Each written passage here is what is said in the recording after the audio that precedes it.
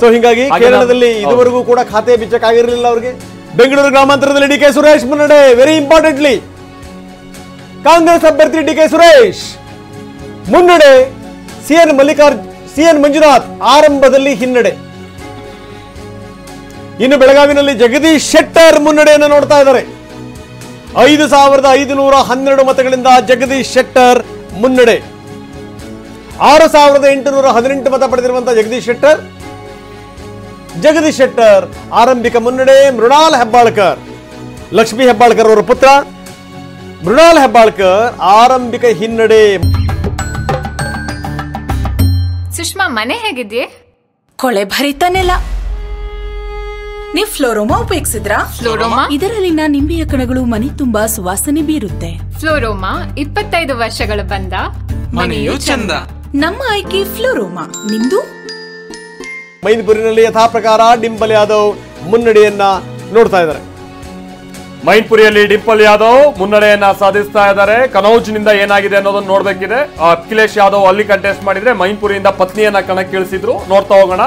ಉತ್ತರ ಪ್ರದೇಶದ ಚುನಾವಣಾ ಫಲಿತಾಂಶ ಇದೆಯಲ್ಲ, ಇದು ದೇಶದ ಚುನಾವಣಾ ಫಲಿತಾಂಶದ ಮೇಲೆ ಪ್ರಭಾವ ಬೀರುವಷ್ಟು ಮಟ್ಟಿಗೆ ಎಫೆಕ್ಟ್ ಇರುತ್ತೆ. ಯಾಕಂತಂದ್ರೆ ಹೇಳಿ ಕೇಳಿ ಉತ್ತರ ಪ್ರದೇಶದಲ್ಲಿ 80 ಲೋಕಸಭಾ ಕ್ಷೇತ್ರಗಳು, ಉತ್ತರ ಪ್ರದೇಶ ಗೆದ್ರೆ ದೇಶ ಗೆದ್ದಂಗೆ ಅನ್ನುವಂಥದ್ದು ಮಾತಿದೆ.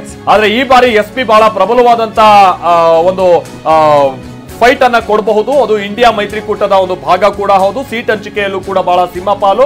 ಬಟ್ BSP ಈ ಸಲ ಇಂಡಿಯಾ ಮೈತ್ರಿಕೂಟದ ಪರ ನಿಂತೇ ಇಲ್ಲದೆ ಇರುವಂತಹ ಕಾರಣಕ್ಕಾಗಿ ಅದು ಬಹಳ ಹೊಡೆತ ಕೊಡಬಹುದಂತ ಚಾನ್ಸಸ್ ಕೂಡ ಇದೆ. ನೋಡ್ತಾ ಹೋಗೋಣ. ಉತ್ತರ ಪ್ರದೇಶದ ಚುನಾವಣಾ ಫಲಿತಾಂಶ ಕೂಡ ಬಹಳ ರೋಚಕವಾಗಿರುತ್ತೆ. ನಿಮ್ ಮುಂದೆ ಇಡ್ತಾ ಹೋಗ್ತೀವಿ. ಹಾಗೆ ಶಿವಮೊಗ್ಗದಲ್ಲಿ BY ರಾಘವೇಂದ್ರ ಮುನ್ನಡೆಯನ್ನ ಸಾಧಿಸಿದ್ದಾರೆ. ಆರಂಭಿಕ ಮುನ್ನಡೆ ಅನ್ನುವಂಥದ್ದು ಗೊತ್ತಾಗ್ತಾ ಇದೆ. ಅಂಚೆ ಮತ ಎಣಿಕೆ ಸಂದರ್ಭದಲ್ಲಿ 76 ಮತಗಳ ಅಂತರದಲ್ಲಿ ಅವರು ಮುನ್ನಡೆಯನ್ನ ಸಾಧಿಸಿದ್ದಾರೆ. ಯಾರ ವಿರುದ್ಧವಾಗಿ ಅಂದ್ರೆ ಅವರ ಸಮೀಪದ ಸ್ಪರ್ಧಿ ಈ ಕ್ಷಣಕ್ಕೆ ಗೀತಾ ಶಿವರಾಜ್ ಕುಮಾರ್, ಕಾಂಗ್ರೆಸ್ನ ಅಭ್ಯರ್ಥಿ ಗೀತಾ ಶಿವರಾಜ್ ಕುಮಾರ್ ವಿರುದ್ಧವಾಗಿ BY ರಾಘವೇಂದ್ರ ಮುನ್ನಡೆ ಸಾಧಿಸಿದ್ದಾರೆ. KS ಈಶ್ವರಪ್ಪನವರ ಫ್ಯಾಕ್ಟರಿ ಯಾವ ಮಟ್ಟಿಗೆ ಕೆಲಸ ಮಾಡುತ್ತೆ ಅನ್ನೋದನ್ನು ನೋಡ್ಬೇಕಿದೆ. ದಿಗ್ವಿಜಯ್ ಸಿಂಗ್, ರಾಜ್ಗಢದಲ್ಲಿ ದಿಗ್ವಿಜಯ್ ಸಿಂಗ್ ಹಿನ್ನಡೆಯನ್ನ ಅನುಭವಿಸ್ತಾ ಇದ್ದಾರೆ. ದಿಗ್ವಿಜಯ್ ಸಿಂಗ್ ಆರಂಭದಿಂದ ಹೇಳ್ತಾ ಇದ್ರು, ನಮಗೆ ಈ ವ್ಯವಸ್ಥೆಯ ಮೇಲೆ ನಂಬಿಕೆ ಇಲ್ಲ, EVM ನಾನು ಯಾವುದೇ ಕಾರಣಕ್ಕೂ ನಂಬಲ್ಲ ಅಂತ. ಈ ನಿನ್ನೆ ಮನೆಯೂ ಕೂಡ ಅದೇ ಸ್ಟೇಟ್ಮೆಂಟ್ ಕೊಟ್ಟಿದ್ದಾರೆ ಅವರು.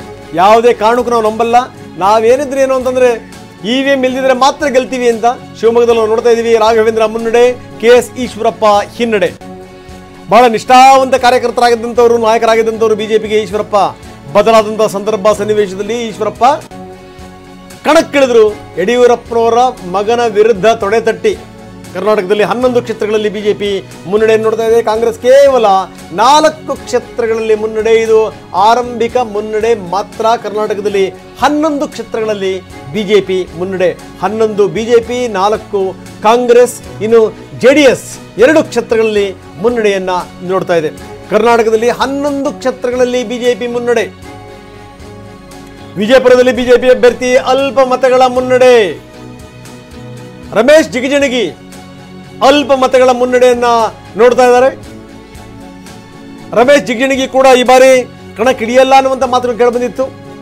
ಆದರೆ ಬದಲಾದ ಸನ್ನಿವೇಶದಲ್ಲಿ ರಮೇಶ್ ಜಿಗಜಿಣಗಿ ಅವರಿಗೆ ನಿನ್ನೆ ಮತ್ತೆ ಮಣೆಯನ್ನು ಹಾಕಲಾಗಿದೆ. ಬಿಜೆಪಿ ಅಭ್ಯರ್ಥಿ ರಮೇಶ್ ಜಿಗಜಿಣಗಿ ಅಲ್ಪ ಮತಗಳ ಮುನ್ನಡೆಯನ್ನ ನೋಡ್ತಾ ಇದ್ದಾರೆ. ದೇಶಾದ್ಯಂತ ಹೇಳೋದಾದ್ರೆ NDA 195 ಕ್ಷೇತ್ರಗಳಲ್ಲಿ ಮುನ್ನಡೆ. ಇಂಡಿಯಾ ಒಕ್ಕೂಟ 81 ಕ್ಷೇತ್ರಗಳಲ್ಲಿ. ಇನ್ನು ಸಣ್ಣ ಪುಟ್ಟ ಪಾರ್ಟಿಯವರು ಸೇರಿದಂತೆ ಇತರರು 29 ಕ್ಷೇತ್ರಗಳಲ್ಲಿ 203 NDA.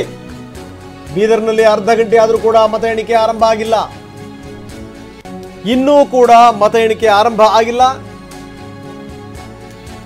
ದೇಶಾದ್ಯಂತ NDA 200 ಕ್ಷೇತ್ರಗಳಲ್ಲಿ ಮುನ್ನಡೆ. Double century.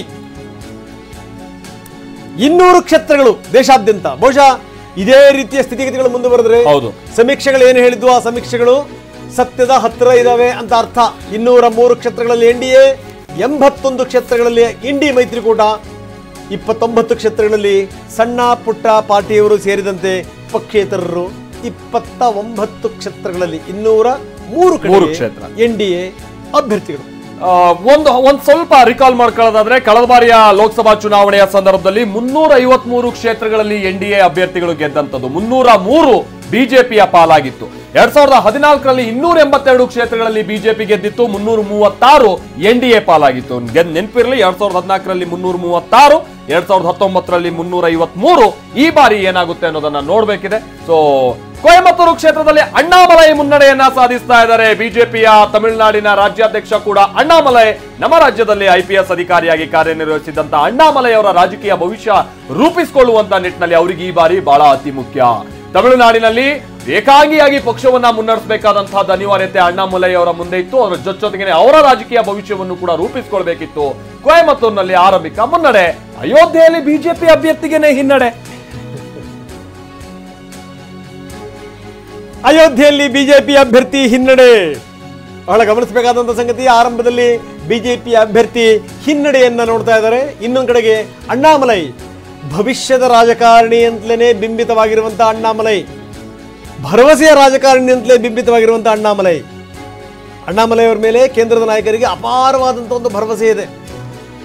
ಅಂತ ಅಣ್ಣಾಮಲೈ ಮುನ್ನಡೆಯನ್ನ ನೋಡ್ತಾ ಇದ್ದಾರೆ. ಅಯೋಧ್ಯೆಯಲ್ಲಿ ಬಿಜೆಪಿ ಅಭ್ಯರ್ಥಿ ಹೇಳಿ ಕೇಳಿ ಬಿಜೆಪಿ ಈ ಬಾರಿ ರಾಮ ಜನ್ಮಭೂಮಿಗೆ ಸಂಬಂಧಪಟ್ಟ ಹಾಗೆ ರಾಮನ ದೇಗುಲವನ್ನ ಕಟ್ಟುದು ಅನ್ನುವಂಥದ್ದನ್ನೇ ಮುಂದಿಟ್ಕೊಂಡು ಅವರು ಚುನಾವಣೆಯ ಒಂದು ಪ್ರಮುಖ ಇಶ್ಯೂ ಕೂಡ ಆಗಿತ್ತು.